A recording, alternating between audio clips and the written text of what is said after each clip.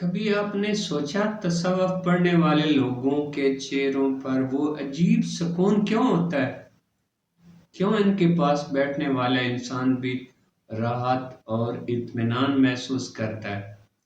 یہ اس علم کا اثر ہوتا ہے۔ یہ علم دل کو پاک کر دیتا ہے، روح کو روشن کر دیتا ہے۔ صوفی انسان یہاں بھی خوش رہتا ہے اور آخرت میں بھی کامیاب۔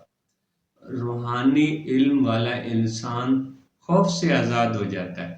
نہ اسے دنیا کا ڈر رہتا ہے، نہ جنگل کے درندوں کا، کیونکہ جو اللہ سے محبت کرتا ہے، اللہ اس سے محبت کرتا ہے اور ساری کائنات اس کے احترام میں جھک جاتی ہے۔ ایسے لوگوں کی عمریں لمبی ہوتی ہیں، ان کی گفتگو میں مٹھاس ہوتی ہے، ان کے چہرے پر نور ہوتا ہے، وہ سخی ہو جاتے ہیں اور اللہ انہیں غیب سے رزق عطا کرتا ہے۔ ان کے لنگر کبھی ختم نہیں ہوتے، ہزاروں لوگ ان کے دسترخوان سے کھانا کھاتے ہیں۔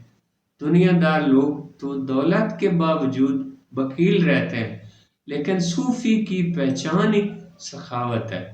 لوگ ترستے ہیں کہ کوئی ان سے ملنے آئے اور صوفی کے در پر مخلوق کا تانتا بندہ رہتا ہے، کیونکہ اس کے اندر کشش ہوتی ہے، نور الہی کی مقناطیسیت۔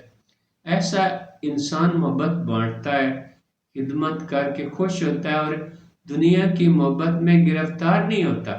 وہ دنیا میں ضرور رہتا ہے، لیکن دنیا اس کے دل میں نہیں رہتی۔ جیسے بطخ پانی میں رہتی ہے مگر اپنے پر بھیگنے نہیں دیتی۔ جب دل سے دنیا کی وقت ختم ہو جاتی ہے تو انسان کے اندر سادگی آ جاتی ہے، حرص و لالچ ختم ہو جاتے ہیں، قناعت پیدا ہوتی ہے اور قناعت ہی اصل دولت ہے۔ ایسا بندہ سب کا ہوتا ہے مگر کسی سے امید نہیں رکھتا۔ وہ بے غرض محبت کرتا ہے اور سب کو اللہ کا خنبہ سمجھ کر عزت دیتا ہے۔ جب اس کے اندر کی آنکھ کھلتی ہے تو وہ کائنات کے اسرار دیکھتا ہے، اللہ کی شان، اس کی کبریائی کا ادراک حاصل کرتا ہے۔ اور جب یہ ادراک آتا ہے تو تکبر مٹ جاتا ہے اور دل میں عاجزی، نرمی اور محبت کا نور پیدا ہو جاتی ہے۔ روحانی دماغ جب بیدار ہوتا ہے تو انسان زمان و مکان کی قید سے نکل جاتا ہے۔ وہ خیال کی رفتار سے سفر کرتا ہے، جیسے خواب میں ایک لمحے میں ایک شہر سے دوسرے شہر پہنچ جاتے۔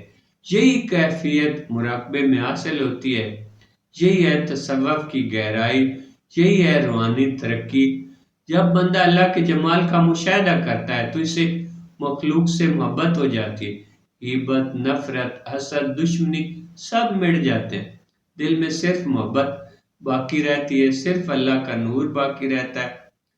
علامہ اقبال کے شعر کے اس مصرعے پر اختتام کرتا ہوں کہ حد ادراک سے باہر ہیں باتیں عشق و مستی کی، سمجھ میں اس قدر آیا کہ دل کی موت ہے دوری۔